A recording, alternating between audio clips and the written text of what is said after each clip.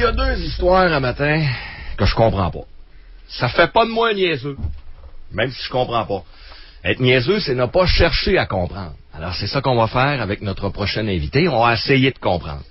Il y a l'histoire du pyromane à Saint-Sauveur. On pense qu'il s'agit d'un pyromane 4 feux allumés dans le quartier Saint-Sauveur. Vous savez que les bâtiments sont pas mal tous collés la nuit dernière. Il y a des gens qui ont du mal dormir à Québec, puis je pense qu'il y a des gens qui vont peut-être mal dormir cette nuit. 4, dont le dernier, là, a fallu évacuer à la dernière minute. Marc-André nous a raconté ça. Il a passé la nuit debout. Ça a été assez serré. Alors, on pense qu'il pourrait s'agir d'un pyromane. C'est quoi le buzz? C'est quoi le buzz de l'allumer des feux comme ça? Ça a l'air que ces gens-là sont souvent proches, ils sauvent pas, ils regardent ça, ça les excite, hein? De la misère à comprendre. La deuxième histoire qu'on va essayer de comprendre avec notre invité, ça se passe à Trois-Rivières. Un homme condamné pour agression sexuelle sur une fillette de 3 mois. Il lui aurait même transmis la chlamydia. Lui est accusé, il pogne 10 mois. Je comprends pas. 10 mois. Et sa femme est acquittée. Or, on apprend que lui couchait avec sa femme, faisait l'amour dans le même lit que l'enfant, que la fillette de 3 ans. La fillette n'étant pas sa fille. La fillette n'étant pas sa fille. Un beau-père. Mais la mère, elle, avec son nouveau chum, elle baise avec dans le lit, se promène tout nu devant la fillette de 3 ans. Le beau-père prend son bain régulièrement avec la fillette de 3 ans. La mère dit « Je suis au courant de rien, j'ai rien vu, elle est acquittée, tout est beau. » Comprends pas. Comprends pas encore. Doc Mayou, bon matin. Oui, bon, l'histoire de Trois-Rivières, on va commencer par ça. Là. Allons-y. Écoute, quel est le nom de l'individu? On peut pas donner le nom parce que pour protéger l'identité de la fillette. Ouais, mais vous avez pris ça où, cette histoire-là? -là? C'est-tu une décision de cour d'appel? Son appel vient d'être rejeté devant la cour d'appel? En plein ça, c'est la cour d'appel qui confirme sa condamnation à lui à 10 mois de prison, mais la cour d'appel confirme aussi l'acquittement de la mère. C'est ce qu'on a dans les journaux ce matin. Ouais, ben ça, écoutez, vous tombez bien, là, parce que c'est moi qui est l'expert dans le dossier. Oh, alors le jugement vient de tomber ce matin, Doc Oui, Mayou. mais vous avez un autre volet, il y a un autre côté à la médaille, là. Allez-y, je vous écoute. C'est que le père, là, l'homme en question, il n'a jamais eu la chlamydia. C'est la mère qui avait la chlamydia. Puis elle l'avait attrapé d'un autre chum. Le gars a jamais eu la chlamydia, c'est la mère. Jamais. Donc, Je vous le jure, c'est dans le dossier. OK. Et comment la petite fille a pu être atteinte? À la naissance. C'est que la mère avait la chlamydia à la naissance. OK. Elle a été... Une maladie transmise sexuellement à la naissance de l'enfant. Et puis l'enfant a toujours été porteuse de ça. Ça sentait le diable. Comprends-tu? Oui, je comprends. C'est que la vulve, il y avait une odeur nauséabonde de la vulve jusqu'à temps qu'ils fassent des tests puis qu'ils s'aperçoivent. Puis ça a pris... Ils ont eu de la difficulté à traiter efficacement la chlamydia de la petite. C'est pour ça qu'elle l'a traînée jusqu'à 3 ans. OK. Et là, ils ont... Ça veut dire que le père a réussi à coucher avec la mère tout ce temps-là sans pogner avec la média? Non, la mère l'avait pu. OK. La mère avait été traitée efficacement après la naissance de l'enfant. Le nouveau conjoint ne l'a jamais attrapé. Mais la petite, elle l'avait, continuait à l'avoir. Parce qu'elle l'avait depuis la naissance. Là. Ça s'est transmis dans ce dossier-là, ça me gêne pas de dire que la DPJ a été d'une incompétence épeurante. Pourquoi? À cause de ça. C'est qu'ils ont tripoté les faits. Ils ont tripoté les faits, ils ont ignoré le dossier médical. C'est moi qui ai déterré l'histoire de la chlamydia. Eux, vous dites que la DPJ... ont ignoré le dossier médical de l'enfant. Quand ils ont su que la petite fille de 3 ans était atteinte de la chlamydia, ils ont tout de suite dit que c'est le père. Ah oui. Le père l'avait, donc il l'a agressé. Non, il l'avait pas, il l'a jamais eu. Il a été testé, puis il a testé négatif, il l'avait pas. Mais est-ce que... Il n'a jamais eu la chlamydia, ce gars-là. Okay. Mais concernant les agressions... C'est la mère qui l'a eu, puis qui s'est documenté dans le dossier médical. La DPJ a tripoté les faits. Mais concernant la fillette qui a révélé que le conjoint de sa mère lui avait montré son pénis puis qu'il avait joué avec sa vulve avec son doigt? Non, le père, le père a nié ça, puis c'était... Écoute, je pense que là, ça devient une question de crédibilité, on le croit ou on le croit pas, et puis moi, je le crois. Je crois qu'il n'a jamais touché à cet enfant-là. En ce cas-là, aucune graine de perversion, je l'ai évalué comme il faut, et mon avis à moi, et mon avis n'a pas été contredit. Non, mon avis n'a pas été contredit devant le tribunal. Mais il est accusé la juge a le droit de croire qui elle veut, mais ce type-là n'a aucun signe manifestation de perversion sexuelle. Est-ce que c'est vrai qu'il faisait l'amour devant la petite fille de 3 ans? Alors, moi, j'ai l'impression, mon avis là-dessus, j'ai l'impression que la justice vient de condamner encore un autre innocent. Oh. Ça, c'est l'opinion de Mailloux. Est-ce que... Alors, puis à Québec, vous savez qu'au Canada, et particulièrement à Québec, depuis l'affaire Marshall, depuis l'affaire Roque-Guimond, des innocents, vous avez tendance à en entraîner devant les tribunaux puis à en condamner. Alors, si j'étais à votre place, je serais prudent. Parce qu'il est possible, voire même probable, que vous soyez en face d'une erreur judiciaire. Ben, c'est toujours possible. Et je veux vous entendre sur certains faits dans la cause qui m'ont troublé. Mon opinion, c'est ça. Mais, vous tombez bien, c'est moi qui ai l'expert dans le dossier. Est-ce que c'est vrai qu'il faisait l'amour devant la petite fille de 3 ans? Non. Ça a été monté de toutes pièces, ça. Par qui? Écoute, par la DPJ, par les travailleuses sociales. C'est pas la première fois que les travailleuses sociales montent des dossiers contre quelqu'un. Voyons, la mère, c'est une bonne... C'est du monde pas trop débrouillard, tu comprends? Ouais. Fait que du monde ordinaire, avec des QI modestes, là, les travailleuses sociales peuvent s'amuser beaucoup avec ça. Fait que la mère n'a rien à voir là-dedans, le père non plus. C'est toute la DPJ qui a monté une histoire de même en servant de 2 personnes. Ben, la mère est acquittée. Les jeunes enfants, comprenez bien une chose, que les jeunes enfants peuvent raconter des histoires rocambolesques. Surtout les enfants issus de misère sociale. Ça peut vous raconter n'importe quoi. Et, deuxièmement, vous pouvez prendre un petit enfant, une petite fille qui est très loquace particulièrement, et vous l'assoyez sur vos genoux, puis vous pouvez y faire monter là une histoire d'abus sexuel par les questions. Puis là, elle vous regarde, puis elle va vous dire ce que vous voulez entendre graduellement. On dit que la jeune fille, pour son âge, était hyper sexualisée, que ça semblait anormal, et il semble que la juge ait retenu cet argument-là. Vous en pensez quoi? Ouais. Alors, j'ai essayé d'expliquer à la juge Schlatter qu'il y avait un pourcentage de petites filles qui étaient orgasmiques à partir du berceau. Alors, il y a un pourcentage de petites filles, de façon naturelle, qui, en serrant les cuisses ou en étant irritées sur la vulve, vont se péter un orgasme à l'âge de 9 mois. Et souvent, les parents prennent l'enfant, partent à la course, l'amènent à l'urgence, croyant que l'enfant a eu une convulsion. Alors, ça fait partie de l'orgasme chez les bébés-filles. OK? J'ai bien dit l'orgasme chez les bébés-filles. Oui. Fait partie du différentiel, du diagnostic différentiel de l'épilepsie chez le bébé, chez l'enfant. Dans cette histoire-là, j'ai essayé d'expliquer ça, puis j'ai fait rire de moi devant la juge Schlatter. Visiblement, parce que maintenant que la Cour d'appel confirme la condamnation, elle n'a pas retenu cet avis-là. C'est rien. Ce jugement-là a été utilisé contre moi par le syndic du Collège des médecins devant le comité de discipline. Moi, je veux juste vérifier quelque chose, OK, Dr. Mailloux. Je veux juste être sûr qu'on parle de la même affaire parce que le nom de la juge, là, il n'est pas dans l'article. On parle de Louis Rochette, Marc Beauregard et Nicolas Casserère. C'est ces autres, les juges. Non, parce que ça, c'est les juges de la Cour d'appel. Ça. Mais c'est vraiment la juge Slater en première instance. Et ensuite... Non, écoute, il n'y a pas d'histoire à Trois-Rivières. C'est moi qui est l'expert de cette histoire-là. Et on mentionne, j'aimerais ça, vous dites, je l'ai évalué. Une des façons, vous avez été l'expert, donc, pour l'accuser, vous dites, je l'ai évalué. Oui. J'ai dit à la juge qu'il n'y avait pas de perversité. Sa conjointe. OK. Mais comment vous faites ça, cette évaluation-là, pour aller dire au juge, regarde, moi, je pense que c'est pas des gens qui ont un problème sexuel de perversité. Ça se fait comment? Vous avez fait quoi? La petite fille se masturbait à tour de bras. Son comportement hyper sexualisé, c'était ça. Okay. Sur le barreau de sofa, sur les barreaux de chaise, et puis sur le côté du sofa, là, elle se frottait à la vulve et elle se faisait venir. Ben oui, mais ça, là, on appelle ça une capacité orgasmique naturelle chez les petites filles. Il n'y a pas l'équivalent chez les petits gars. Ça n'existe pas. Et il n'y a personne dans la couronne qui a contredit votre témoignage, mais la juge vous a... Tu sais, normalement, en cours, là, vous dites ça, puis là, la juge doit trancher, la couronne amène un autre qui, parfois, va arriver avec une autre théorie. Mais ça, quand vous avez avancé ça devant la cour, ça n'a pas été contredit. Non contredit. Mais visiblement pas retenu, ni par la juge, ni par la cour d'appel. Non, ridiculisé. Ridiculisé, ça vous a même valu des plaintes au syndic? C'est-à-dire, ça a été récupéré par l'avocat du syndic, OK, contre moi devant le comité de discipline. À l'effet que Mailloux, tu sais, c'est un farfelu. Écoute, dans notre cause, là, il s'est fait envoyer promener par le juge.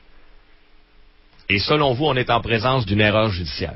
Ben, écoute, ou peut-être un nouveau cas Simon Marchand? C'est mon opinion. OK. Non, je comprends. Puis Roque-Guimond. Vous en avez un autre à Québec, là, qui a été faussement accusé d'agression sexuelle. Vous êtes en train de faire une belle jambe à Québec, là. Je veux vous entendre parler de... Puis Roque-Guimond, là, vous êtes allé rondement dans ce cas-là aussi. Vous avez démoli quelqu'un avec une fausse accusation. Lui prétend que c'est une fausse accusation, puis ça se pourrait très bien qu'il ait raison. Il était acquitté, il n'a pas été blanchi, mais il est acquitté. Et puis ça dans le cas de Roch Guimond, je sais pas que je veux vous arrêter, là, mais c'est devant les tribunaux parce qu'il y a une poursuite contre nous, alors vous comprenez que je peux pas en parler. Mais non, mais vous savez c'est quoi? Mais c'est le même. Gardons ça. Hey, ça. Le langage, c'est comme ça, vous le savez. Non, ça fait pas de la rectitude, ça. C'est de la prudence. Ben oui, vas-y avec prudence, mais vas-y. Hey, ta frilosité, t'as des honneurs ce matin, mon ami. Pas tout. Roch Guimond, j'ai rien à me reprocher là-dedans. Si je vous avais répondu en niaiseux ce matin, ben là, les amis, compte tenu que c'est moi l'expert dans ce dossier-là, il n'y a rien qui vous empêche de je peux pas rien vous dire. OK, ben Roch Guimond. Écoute, ça n'a pas de bon sens, là. Voulez-vous qu'on en parle? On est ici à Cuba?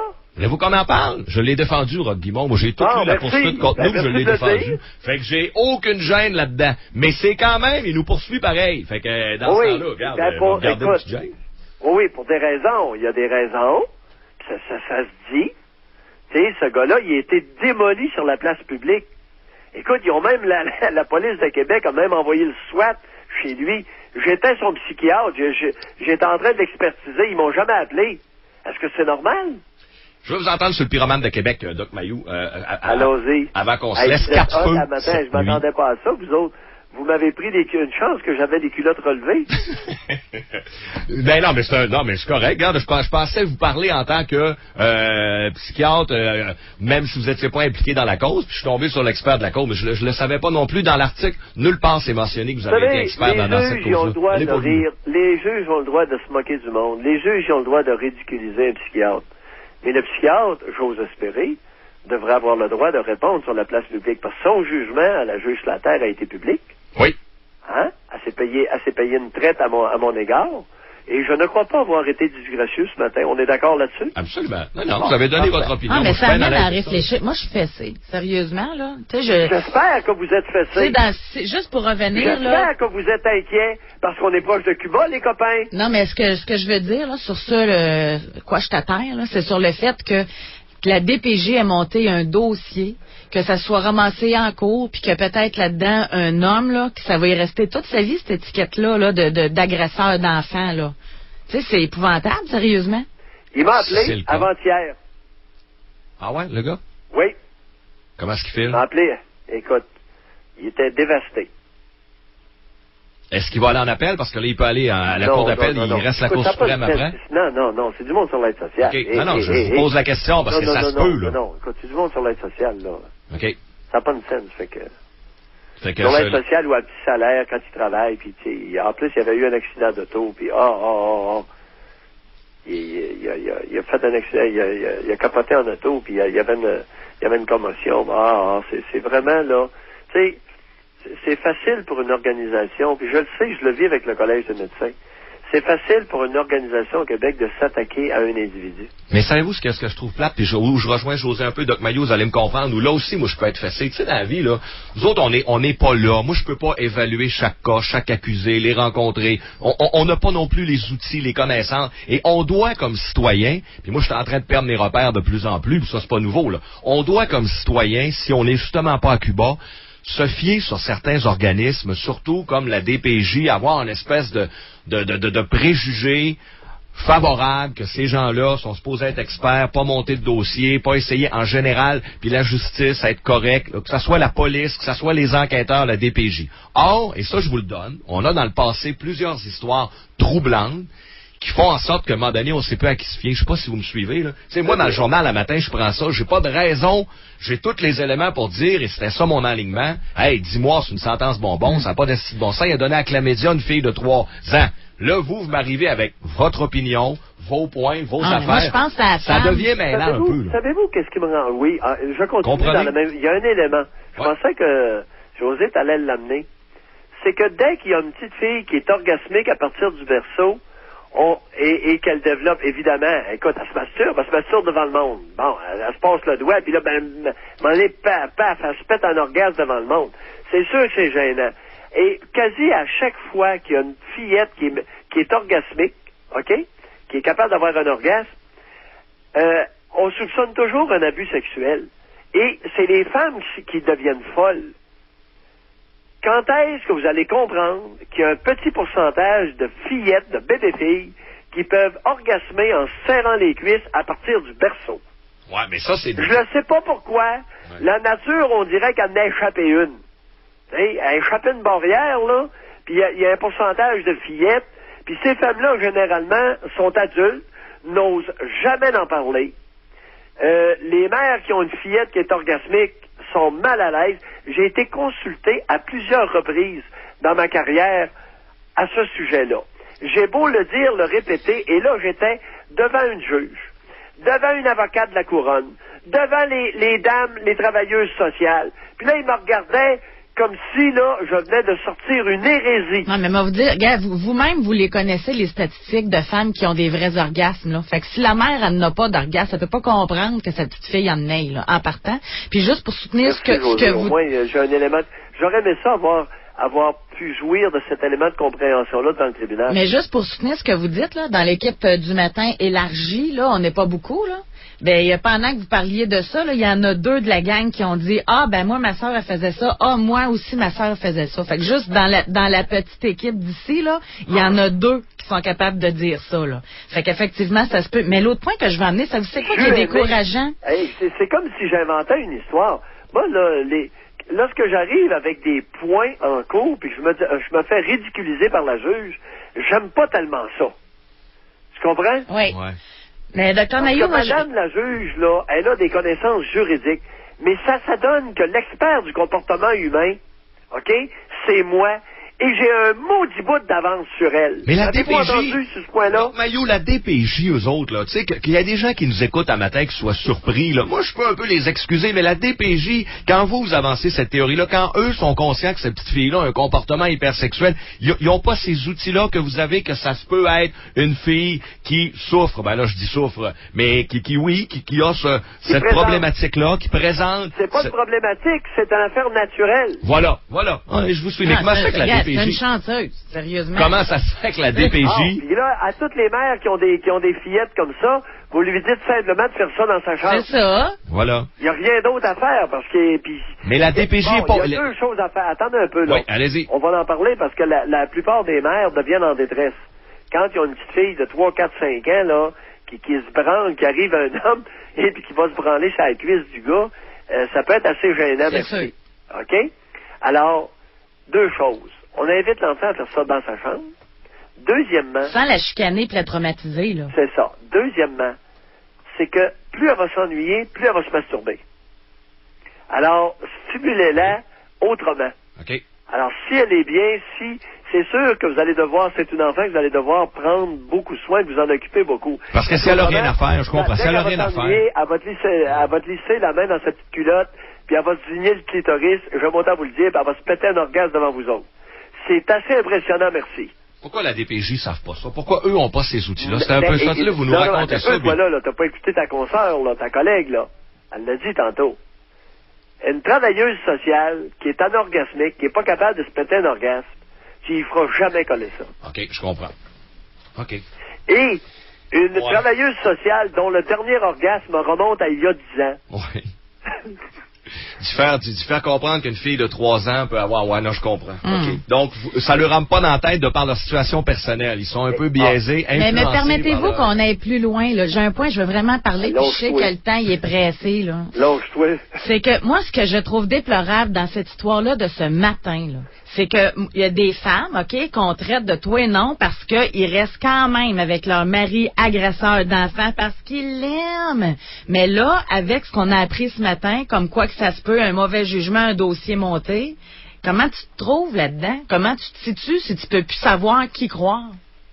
C'est ça, José. Le problème est là. Ouais. Alors, nos systèmes ont leurs limites. Et régulièrement, il y a des innocents qui passent dans moulinette.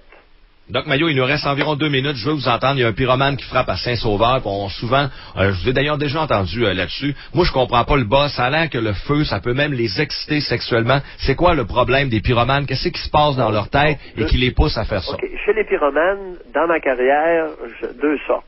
Oui. J'ai eu des petits déficients intellectuels qui jouent avec des allumettes. OK. Et qui sacent le feu. Des déficients légers qui ont mis le feu parce qu'ils étaient frustrés. il est en maudit, puis ils vont sacrer le feu, là, sachant que ça va causer un ramadan. Et j'ai eu, à plusieurs reprises, beaucoup plus souvent, des pyromanes, des individus, des hommes, jamais eu de femmes, qui allumaient des feux parce que ça leur procurait un buzz sexuel d'une intensité inégalée. Hein? OK. Le feu les excite. Oui. Puis il y a des gens qui vont dire, pourquoi est-ce qu'ils ne s'achètent pas un foyer dans ça, là? Oui, mais ils vont faire brûler la maison. Non, c'est que c'est mieux. Je sais pas. C'est une bonne question, par exemple. Je l'ai jamais demandé, celle-là. C'est le prochain que je vais avoir, là. Parce qu'ils font, lorsque je les hospitalisais, ils faisaient des feux de poubelle. Ils mettaient le feu dans la poubelle sur le département de psychiatrie. Et ça terrorisait les autres patients. Ils nous faisaient peur. C'est pour ça que j'ai commencé à en faire castrer de ça. Des pyromanes? Oui. OK. Ah oui, le premier que j'ai fait castrer, c'est un pyromane pédophile. Il y avait les deux problématiques. OK. Donc, c'est des hommes qui, pour des raisons X, et celui-là, entre autres, là, je vais vous donner un exemple. Ouais. Il était extrêmement connaisseur des qualités ignifuges de tous les matériaux. Autrement dit, l'inflammabilité de tous les matériaux, il connaissait ça. Il pouvait prédire dans combien de temps là, que lui, il incendiait des 6 logements. OK? Il mettait le feu dans le corridor en bas là, d'un 6 logements, puis il avait une bonne idée, dépendamment des matériaux, la façon dont était construit le 6 logements, de la vitesse de l'incendie. Puis il se mettait un petit peu plus loin, là, et là, sans se toucher, ça lui donnait une de ses érections, et il éjaculait dans ses culottes sans se toucher. Tellement il devenait excité. C'est inquiétant, parce que si c'est le cas, ça veut dire qu'ils arrêteront pas. Ils arrêteront pas. Et à peu. Et lui m'a avoué qu'il avait à son actif 23 morts dans le Canada et une coupe à Chicago. C'est là où c'est... Hey, Doc et Mayou. il était en liberté encore. Alors, quand il est tombé dans Mont-Giron à Trois-Rivières, parce qu'il avait suivi de Montréal à Trois-Rivières un petit adolescent de 14 ans, quand j'ai mis la main dessus, là, j'ai dit, toi, tu sors pas d'ici avec tes testicules entre les deux jambes. Doc Mayou, merci. Ça a été incroyable comme effet. Écoute, il est devenu bien tranquille. Après ça, c'est lui qui réparait le linge. Il était tailleur de profession. Fait qu'il réparait le linge des autres patients sur le département. Ouais, c'est la preuve que la castration peut fonctionner. Doc Mayou, merci de nous en parler ce matin. Ça me fait plaisir, c'est une bonne journée. 8 heures.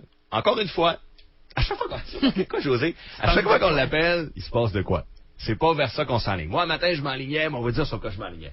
Le gars, à Trois-Rivières, a agressé sexuellement sa fille de 3 ans. Il a eu juste 10 mois de prison. Puis sa femme a tout vu, puis elle l'a laissé aller. Ça, c'était mon point, hein? Puis toi avec, ah, oui. Bon, sur le pyromane, ça, je m'attendais un peu parce que je l'ai déjà entendu là-dessus, mais je trouvais ça important de vous le rappeler parce que là, il y en aurait un à Saint-Sauveur. Je vous le rappelle, 4 feux cette nuit à Saint-Sauveur. Donc, c'est quoi le bas? Si c'est un pyromane qui est en action, ça peut être aussi des jeunes qui s'amusent, des ados en mal de sensations fortes. Mais si on a un pyromane à Saint-Sauveur, ben le boss, il nous l'a raconté.